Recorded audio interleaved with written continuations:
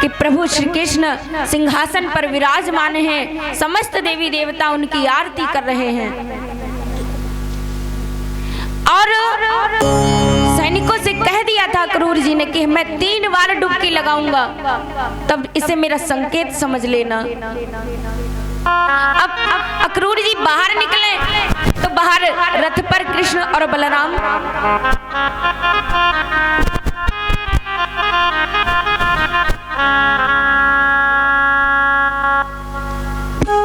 हाँ, बोलिए गोविंद भगवान की। अब अक्रूर जी सोचे कि करें तो क्या करें, कि ऊपर भी बाहर भी 3-4 बार ऐसा हुआ। आए बाहर, कृष्ण और बलराम की तरफ देखा, कृष्ण मुस्कुराए, कहने लगे काका क्या हुआ। हाथ जोड़ करके खड़े हो गए, प्रभु अब मुझे कोई चिंता नहीं, मैंने तुम्हें पहचान लिया, आप ही तो सर्वेश्वर हैं, आप सबकी रक्षा करते हैं, हम आपकी रक्षा क्या करेंगे। सैनिकों ने कहा महाराज आपने कोई संकेत नहीं दिया। बोले संकेत की तो कोई आवश्यकता ही नहीं है, जो हमारी आपकी रक्षा करता है हम उनकी रक्षा क्या करेंगे। आज अक्रूर जी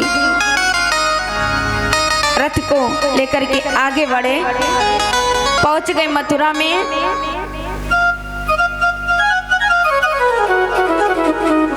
जब मथुरा में पहुंचे तो मथुरावासी देखने लगे, सभी नर नारियां देखते हैं प्रभु के मुखार बिंदु को, पुष्प वर्षा हो रही है। आज भगवान ने सोचा कि क्यों ना हम मथुरा में भ्रमण करके आए, हमारे मामा की नगरी है कैसी, बहुत नाम सुना है। भ्रमण करने के लिए गए तो नंद बाबा से कह दिया बाबा आप ऐसा करो, आप आगे चलो विश्राम करो और हम और बलराम भैया थोड़ा भ्रमण करके आते हैं। और कुछ ग्वाल वाल भी भगवान कृष्ण के साथ में आए हुए हैं, क्योंकि देखो जब बड़े बूढ़े होते हैं ना तो उनके सामने बालक थोड़ी लज्जा करते हैं।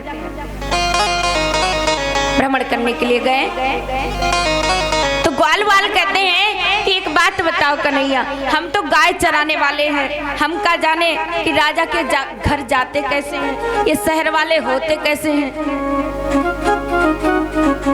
अब भैया गांव वाले तो बेचारे वो तो गाय चराते हैं, तो सर पे हम देखो ये बांधे हुए हैं और हाथ में हमारे लाठी है और हम शहर में जा रहे हैं तो कहीं हमारी कोई हंसी ना उड़ाए। ग्वाल वाल कहते हैं कृष्ण से एक काम करो, मामा के घर आए हो थोड़ी व्यवस्था करो।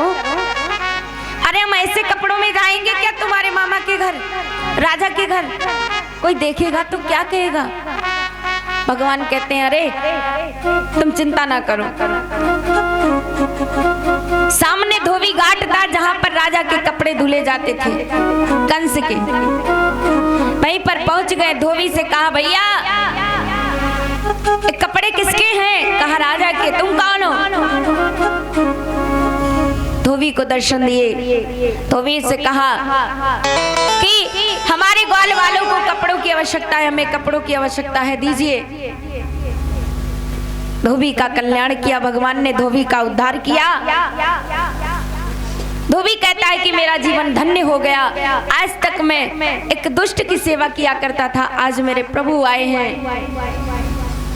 आगे बढ़े तो देखो भैया अब जो बेचारे गांव वाले हैं वो जाने का, ग्वाल वाले हैं वो तो गौएं चरा रहे थे, कभी गए नहीं कहीं शहर में, तो उन्होंने क्या काम किया, पैजामे को हाथ में पहन लिया, एक पैजामा ये एक ये, पैजामे को हाथ में डाल लिया और कुर्ते को नीचे बांध लिया। अब सोचे, अब कन्हैया से कहें कन्हैया देख ये मथुरा वाले कितने लंबी लंबी भुजाएं हैं इनकी, इतने बड़े बड़े कुर्ते। अब वो बेचारी कहाँ जाने, बोले देख ऐसे जाएंगे तो हमारी हंसी उड़ेगी, एक काम कर इनको जरा फिटिंग में ला। तो थोड़े और आगे बढ़े तो एक दर्जी भैया की दुकान थी। अब दर्जी भैया से कहा ये दर्जी बात सुनो, हाँ हमारे ग्वाल वालों के कपड़ों को सही करो, फिटिंग करो। दर्जी ने पहचान लिया, ठीक है महाराज जैसी आपकी आज्ञा। काट पीट के छाट पीट के कपड़ों को तैयार किया, ग्वाल वालों ने पहना। वाह भाई वाह भैया, अरे कन्हैया बड़ा बहुत अच्छा लग रहा है। अब दर्जी का उद्धार किया भगवान ने। अब ग्वाल वाल कहते हैं देख हम लोग ब्राह्मण हैं, वो यदुवंशी हैं। अब एक बात बता, हमारे पास किसी चीज की कमी नहीं लग रही। बोले देख किसी के घर जाते हैं तो ठाट वाट से जाते हैं। अब हमारे गले में अगर फूलों की माला होती तो कितना अच्छा लगता। अब कहते तुम चिंता ना करो, इसकी भी व्यवस्था कर देते हैं। जिस बाग से जो माली कंस के लिए फूल मालाएं बना करके ले जाता था वहीं पर पहुंच गए। माली से कहा, माली को जब माली ने पहचान लिया, प्रभु आप आ गए। हाँ मेरे ग्वाल वालों को माल्य अर्पण कराओ। ग्वाल वालों ने मालाएं पहनी, माली का उद्धार किया कि कल्याण किया। उसके बाद अब ग्वाल वाल कहते हैं भैया एक चीज की कमी और रह गई है, या को पूरा कर दे। देख हमारे मस्तक पर तिलक होता तो कितना सुंदर लगता। सामने से कुब्जा आ रही थी, 3 जगह से टेढ़ी स्त्री। अब भगवान ने क्या काम किया, उसके हाथ में जो डली है उससे सुगंध आ रही है, बड़ी अद्भुत। सभी ग्वाल वाले हैं पीछे पीछे। भगवान उसके पास पहुंचे और उससे क्या कहते हैं, देखो 3 जगह से टेढ़ी है। अगर कोई बेचारा किसी के शरीर का अंग अगर नष्ट है तो उसको वैसे बुलाओगे तो बुरा नहीं लगेगा, क्योंकि वो जानता है इस चीज के लिए कि मेरे एक आंख नहीं तो मैं एक आंख वाला ही हूँ, इसलिए ये मुझसे ऐसे कह रहा है। लेकिन अगर तुम उससे कुछ हटके कह दो तो उसे कितना बुरा लगेगा। आज कुब्जा से प्रभु कहते हैं हे मृगनयनी। मृगनयनी माने मृग के समान नेत्र। हे सुंदरी, हे परम सुंदरी, हे अप्सरा। आज कुब्जा कहती है, मन में सोचती है ये कौन है, मैं 3 जगह से टेढ़ी हूँ, ऊपर कुबड़ निकला हुआ है, इसे कुब्जा कहते, इसीलिए कुब्जा कहते हैं। और ये मुझसे कह रहे हैं परम सुंदरी मृगनयनी, मैं कितनी कुरूप हूँ। भगवान कहते हैं, आग्रह करते हैं। कुब्जा कहती है कि आप मेरा उपहास क्यों उड़ा रहे हो, आप कौन हो। कहा मुझे चंदन की आवश्यकता है। तो भगवान ने कहा वास्तविकता में सुंदर है। और जैसे ही कुब्जा तिलक लगाने के लिए भगवान के पास पहुंची तो प्रभु ने अपने पैर से उसके अंगूठे को, पैर के अंगूठे को दबा रखा और दाएं हाथ से उसकी ठोड़ी को पकड़ा और 3 बार में जो सीधा किया तो वो परम सुंदरी हो गई। बोलिए कृष्ण बलराम की। आज प्रभु कहते हैं कि आप सुंदर हैं। मैं किसी का रूप रंग नहीं देखता, मैं उसका भाव देखता हूँ। तो आज कुब्जा कहने लगी प्रभु आपने बहुत देर कर दी, आप हमें सेवा का अवसर प्राप्त करें, मेरी कुटिया पर चले, मैं आपको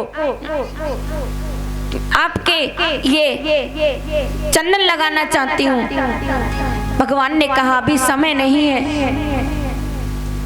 आज सभी ने तिलक लगा लिया, भगवान ने कुब्जा का उद्धार किया। उसके बाद प्रभु वहां पर पहुंच गए जहां पर धनुष रखा हुआ है, जिसे हम कहते हैं रंगभूमि। आज रंगभूमि में धनुष रखा हुआ है जो भगवान भोलेनाथ ने कंस को दिया था। अब वहां पर पहुंच गए, पहरेदार खड़े हुए, अंदर नहीं जाने दे रहे। भगवान ने कहा हमें जाने तो दो, हम भी तो देख लें, थोड़ा दर्शन कर लें। अंदर गए, बोले ये तो बहुत अच्छा लग रहा है, थोड़ा छू के देख लें। ब्राह्मण जी खड़े हुए थे, उन्होंने कहा तुम देखोगे? हाँ। भगवान ने देखने की बजाय उसको एक उंगली से उठा लिया और यो घुमाया कि उसके टुकड़े कर दिए, 2 टुकड़े कर दिए। काफी देर तक ऐसे घुमाते रहे। जब घुमाया, देखने लगे, ओहो अब कंस नहीं बचेगा, क्योंकि प्रभु ने कहा था कि जो इस को तोड़ेगा, जो उठा लेगा, वही तुम्हारी मृत्यु का कारण होगा, वही तुम्हें मारेगा। आज प्रभु ने उस धनुष को तोड़ दिया। दूसरे दिन प्रातः काल सूचना दी गई, सबको बुलाया गया। आज कंस ने क्या काम किया भक्तों? एक हाथी को तैयार किया जिसका नाम है कुबलिया पीड़। उसको मदिरा पान कराया। देखो इस हाथी में 10,000 हाथियों की ताकत है, एक हाथी में। और कह दिया कि इसको नगर में छोड़ दो, मदिरा